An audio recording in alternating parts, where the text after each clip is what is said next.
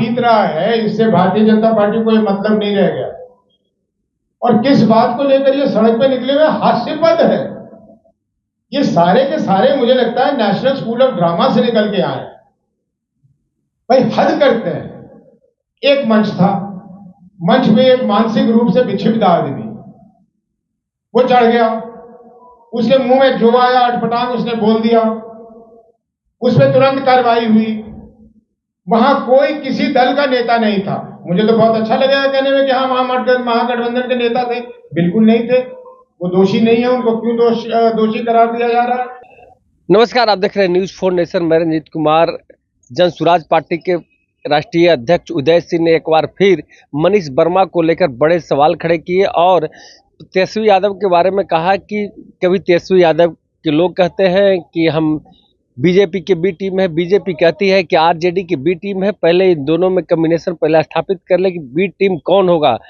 और नीतीश कुमार के लेकर बड़े सवाल खड़े करते हुए कहा है कि नीतीश कुमार अभी बिहार में मौजूदा वक्त में ये जो मुख्यमंत्री है वो अचेत अवस्था में क्या कुछ कह रहे हैं। जन सुराज पार्टी के राष्ट्रीय अध्यक्ष, पहले इनके बयानों को सुने। आरसीपी सिंह जी और प्रशांत किशोर जी की एक ही बात है, जहां से आरसीपी सिंह जी कहेंगे लड़ना चाहें वहां से लड़ सकते हैं। प्रश्न तो मुझसे पूछिए कि मैं आरसीपी सिंह जी को छोड़ूंगा या नहीं छोड़ूंगा, तो ये प्रश्न जरा मैं सोच के ही उत्तर दे सकता हूँ। प्रशांत जिन नेताओं पर आरोप लगा रहे हैं, अगर कि यहाँ भ्रष्टाचार है तो बेकार की बात होगी। आप यहाँ एक छोटे बच्चे से पूछ लीजिएगा, वो भी बता देगा कि किस तरह से लूट मच रही है।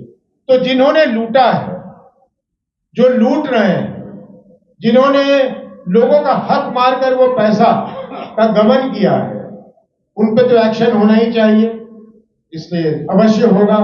अब उसमें जो लोगों का नाम लिया गया है उतने ही लोग हैं, उससे ज्यादा लोग हैं, ये कहना बड़ा मुश्किल है। 14 के पहले मोदी जी भी कहते थे कि सभी को जेल भेजेंगे जो भी ये करप्शन में है, लेकिन उन्होंने भी नहीं भेजा। क्या गारंटी है इसका कि जनता वाले भेजेंगे सरकार? उनसे फिरते अगर कोई डॉक्टर मनमोहन सिंह हमें मिल गए अंत में भी, तो उनको तो जगह देंगे ही हम। सर, बीजेपी वाले बोल रहे हैं कि जनसुराज को प्रत्याशियों के चयन में शामिल हो जाए कि हम क्या कर रहे हैं टिकट के अपने उम्मीदवारों को फाइनल करने में। मैं ये कहते हुए शुरू करूं कि जन सुराज पार्टी एक टिकट बांटने वाली पार्टी नहीं है, ये बदलाव करने वाली पार्टी है। और इसलिए हम लोगों पर जो जिम्मेदारी है वो अन्य दलों से बहुत ज्यादा है। करोड़ों लोग आज बिहार में प्रतीक्षा कर रहे हैं कि जब उन्हें वो मौका मिले जो आने वाले 2 महीनों में मिलेगा उन्हें, कि वो बिहार में एक परिवर्तन लाएं, एक बदलाव कर दें। तो वैसे में उन सब की निगाहें जन सुराज की तरफ हैं कि हम लोग किस तरह के प्रत्याशी उनके क्षेत्रों में भेजते हैं। इसलिए ये काम बहुत ही हमारे लिए कठिन, जटिल हो गया है। और जैसा हमारे प्रदेश अध्यक्ष जी ने बताया, हम लोग 2 तारीख से निरंतर इस काम में लगे हुए हैं। और जैसे जैसे हम नजदीक पहुंचते हैं वैसे वैसे कोई नई बात, नई ख्याल किसी न किसी के दिमाग में आ जाता है। और जब हमने जिला से लोगों को बुलाकर यहाँ करीब करीब अपनी प्रक्रिया समाप्त कर ली थी और ये सोचा था कि अब इनको संगठित करें, तो किसी के दिमाग में ख्याल आया कि हम इसे और एक स्तर नीचे उतार दें और अब ये विधानसभा के स्तर पे प्रखंडों से और पंचायतों से लोगों को बुलाकर उनसे उनकी राय मशवरा पूछी जा रही है। बहुत अंतर नहीं होगा जो यहाँ हमें खबर मिली है या वो जो बताएंगे, लेकिन इससे ये जरूर होगा कि सबको लगेगा कि सबकी सहभागिता है पार्टियों के उम्मीदवारों के चयन करने में। और इस बीच में क्योंकि हमारे पार्टी की रोज लोकप्रियता बढ़ जाती है, तो एक नई समस्या कहें या अवसर कहें हमारे सामने रोज आता है कि बहुत अच्छे अच्छे उम्मीदवार जो आज तक हमारे दल के साथ नहीं जुड़े हुए थे, वो भी दस्तक देने लगते हैं, आने लगते हैं कि भाई हमें भी मौका मिले। अब उन्हें निराश करते हमें अच्छा नहीं लगता, लेकिन कहना पड़ता है कि करीब करीब हम लोगों ने निर्णय कर लिया है कि हम लोग उन्हीं लोगों में से चयन करना चाहेंगे जिन लोगों ने पहले से अपना कान्हा लगाया है जनसुराज को यहाँ तक पहुँचाने में।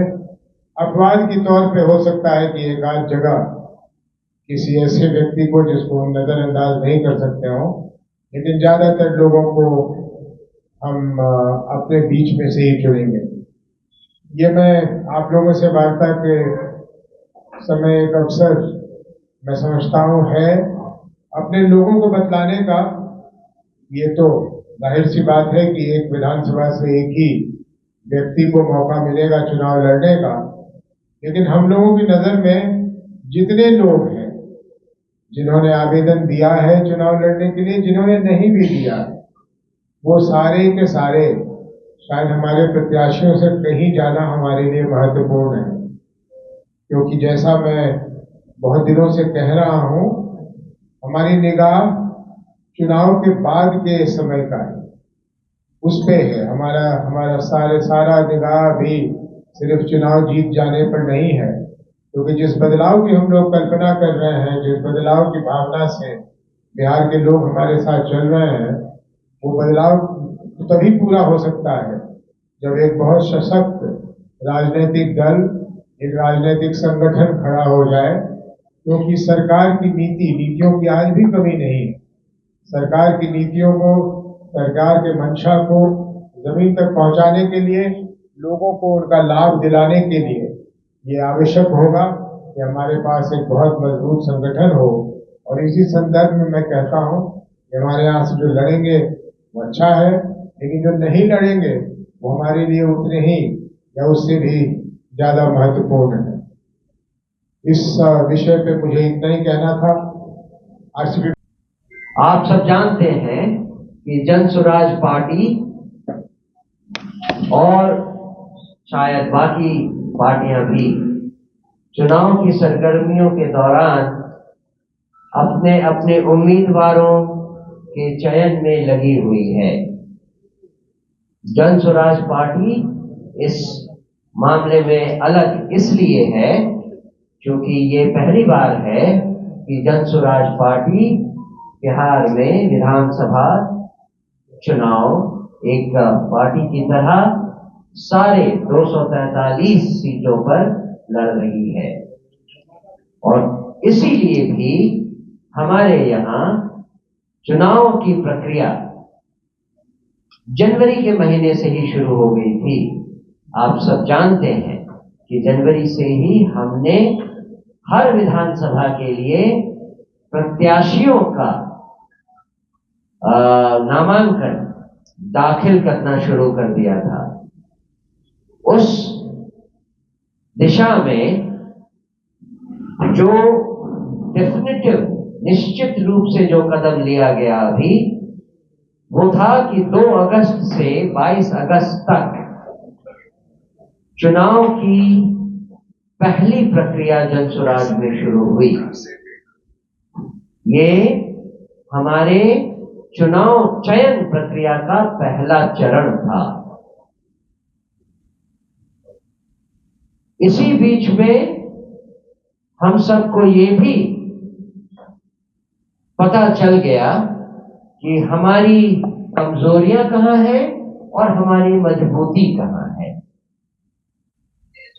मैं चाहता हूं कि इन सब के बारे में और आगे आने वाले कार्यक्रम के बारे में हम इस चर्चा को आज सीमित रखें। और मैं निवेदन करूंगा अपने राष्ट्रीय अध्यक्ष जी से कि इस पूरी प्रक्रिया के बारे में आपको और भी जानकारी दें। सर, बहुत अच्छे दिन याद आते हैं उसमें जब वाजपेयी जी अडवाणी जी की का राज था वहां, उसको पार्टी विद डिफरेंस कहा जाता था। आज हो गई है वो पार्टी विद इंडिफरेंस। लोगों पे क्या बीत रहा है इससे भारतीय जनता पार्टी को ये मतलब नहीं रह गया। और किस बात को लेकर ये सड़क पे निकले हुए हास्यपद है। ये सारे के सारे मुझे लगता है नेशनल स्कूल ऑफ ड्रामा से निकल के आए। भाई हद करते हैं। एक मंच था, मंच पे एक मानसिक रूप से विक्षिप्त आदमी वो चढ़ गया, उसके मुंह में जो आया अटपटांग उसने बोल दिया, उस पर तुरंत कार्रवाई हुई। वहां कोई किसी दल का नेता नहीं था। मुझे तो बहुत अच्छा लगेगा कहने में कि हाँ महागठबंधन के नेता थे, बिल्कुल नहीं थे। वो दोषी नहीं है, उनको क्यों दोषी करार दिया जा रहा है। इस व्यक्ति पे जो कदम उठाना था सरकार को वो उठा रही। और ये सब लोग जानते हैं कि अगर किसी ने अपशब्द बोल दिया तो लोग, हम सबकी प्रयास होगी, यहीं किसी के मुंह से कुछ निकल गया तो हम सबका प्रयास ये होगा कि इस कमरे के बाहर वो बात ना जाए। अब आप सोचिए, हमारे देश के आदरणीय प्रधानमंत्री जी उसको इश्यू बना रहे हैं देश भर के लिए। अपनी ही बातें याद कर लें, अपने घरेवान में देख लें कि जर्सी गाय किसको कह रहे थे, कांग्रेस की विधवा किसको कह रहे थे। अरे साहब वो छोड़िए, भारतीय जनता पार्टी के अन्य नेता, और अन्य नेता नहीं, हिमाचल प्रदेश के जो उनके पार्टी के अध्यक्ष हैं, प्रदेश के अध्यक्ष, उन्होंने एक ऐसे शब्द का माइक पर पब्लिक मीटिंग में प्रयोग किया राहुल गांधी जी के लिए। राहुल गांधी ने तो कभी उसका एक इश्यू नहीं बनाया, और फिर वो इश्यू बना के, और देखिए मैंने नेशनल स्कूल ऑफ ड्रामा को गलत नहीं कहा, यहां देखा मैंने वो दिलीप जायसवाल को, वो आदमी आंसुओं से रो रहा है। शायद उसके घर में किसी उसके रिश्तेदार की के साथ कोई घटना हो जाए तो उसकी आंख से आंसू ना आए, वो ऐसा आदमी है। और वो रो रहा है क्यों? तो प्रधानमंत्री जी ने कह दिया कि उनको अपशब्द कहा गया था। ये नाटक करते हैं। आज एक महिला, गर्भवती महिला जिसका डिलीवरी होना था, उसका इन्होंने एम्बुलेंस रोक दिया। मालूम है क्या कह के? कि ये ड्राइवर एक अमुक जाति का है और हिंदू था। वो, ये साफ कर दो, वो मुसलमान नहीं था, हिंदू जाति का एक ड्राइवर था। इसलिए भारतीय जनता पार्टी के कार्यकर्ताओं ने कहा कि ये उस अमुक जाति का ड्राइवर है, हम नहीं जाने देंगे। ये बिहार चलाते हैं, मजाक करते हैं। तो खैर कोई बात नहीं है, मुझे कहने में कोई बुरे। चुनाव लड़ेंगे, उनके बारे में हमेशा चर्चा चल रही है, चुनाव लड़ेंगे। ये अच्छा प्रश्न है, और कल एक कंफ्यूजन भी हुआ और सुना कि बहुत जगह चल गया कि उनके लिए एक क्षेत्र की चर्चा होने लगी कि वहां से लड़ेंगे। वो किसी और प्रश्न पे क्या उत्तर दे रहे थे, लेकिन लोग वही सुनते हैं जो वो सुनना चाहते हैं। पार्टी ने अभी तक तय ही नहीं किया है कि प्रशांत किशोर जी लड़े या नहीं, और मुझे साझा करने में ये बात कोई भी हिचक नहीं है। देखिए, पार्टी के अंदर दो मत चल रहा है। कुछ लोग कहते हैं कि उन्हें चुनाव लड़ना चाहिए, कुछ लोग कहते हैं चुनाव नहीं लड़ना चाहिए। दोनों के अपने फायदा और नुकसान है। मैं इतना जरूर बता दूं कि आप सब जानते हैं कि हमारे पार्टी के सूत्रधार अगर उनको कहा जाता है तो उसके पीछे कारण ये है कि जितने सहज तरीके से वो अपने लोगों के साथ, बिहार के लोगों के साथ संवाद कर सकते हैं, हम में से कोई नहीं कर सकता। आज जो उनकी सभाओं में एक जन सैलाब सी उभरती है, वो शायद हम में से और कोई जाए तो हमारे लिए इतनी भीड़ नहीं आए। लोग उनको सुनना चाहते हैं। और ये भी आप जानते हैं कि हमारे आदरणीय प्रधानमंत्री जब बनारस की चुनाव लड़ रहे थे तो वहां भी जाके उनको 5 दिन बैठना पड़ा था। ऐसे में अगर हम लोग प्रशांत किशोर जी को कहीं भेजते हैं कि वो चुनाव लड़े तो उन्हें अपने क्षेत्र में कुछ दिनों के लिए बंधना पड़ेगा। तो पार्टी को ये निर्णय लेनी पड़ेगी कि हम उनको उपयोग करना चाहते हैं कैंपेनिंग में, या उनको उपयोग करना चाहते हैं किसी एक जगह से लड़ने के लिए। जहां तक रह गई उनके लिए क्षेत्र की बात, 203 क्षेत्र उनके लिए उपलब्ध हैं। 243 में से 40 क्योंकि सुरक्षित है, इसलिए 203 सीटों में वो जहां लड़ना चाहें, वो मेरी और हमारे सभी सहयोगियों की ये जिम्मेदारी होगी कि वो वहां से विजयी होके आएंगे। इसलिए उनके कहां से लड़ेंगे ये प्रश्न नहीं है। प्रश्न ये है कि वो लड़ेंगे अथवा नहीं लड़ेंगे। सर जी, कब तक उम्मीदवारों की लिस्ट फाइनल हो जाएगी? प्रधान जी कह चुके कि सबसे पहले जनसुराज अपने उम्मीदवारों की लिस्ट जारी करेगा। आप बिल्कुल ठीक कह रहे हैं, प्रशांत जी कह चुके हैं। शायद अगर उन्होंने अति उत्साह में भी ये बात कह दी थी कि उनकी बात की मान सम्मान रखी जाएगी, और मेरे समझ से जो दूसरे गठबंधन है उनमें तो अभी ये भी नहीं तय हो पाया है कि कौन सा घटक दल कितने सीटों पे लड़ेगा। तो वो उम्मीदवारों के चयन से तो बहुत दूर है, हम उससे पहले कर चुके होंगे। लेकिन आप सब जानते हैं अभी जो समय चल रहा है, ये भादों का महीना चल रहा है, बहुत सारे लोगों का ही कहना है कि इस समय में हम लोग इतनी बड़ी घोषणा न करें, तो मुझे लगता है नवरात्र की शुरुआत जो 22 तारीख को होने वाली है उसके आसपास हम लोग इसकी घोषणा करना शुरू करेंगे। जयप्रकाश जी, वो संपूर्ण क्रांति होगी, एक बदलाव होगा, और आप लोगों को विश्वास दिलाते हैं कि जिस दिन जनता ने अपना यहाँ व्यवस्था बनाया, जिस दिन जन स्वराज की व्यवस्था बनी, उस दिन से आप एक नए बिहार को देख रहे होंगे।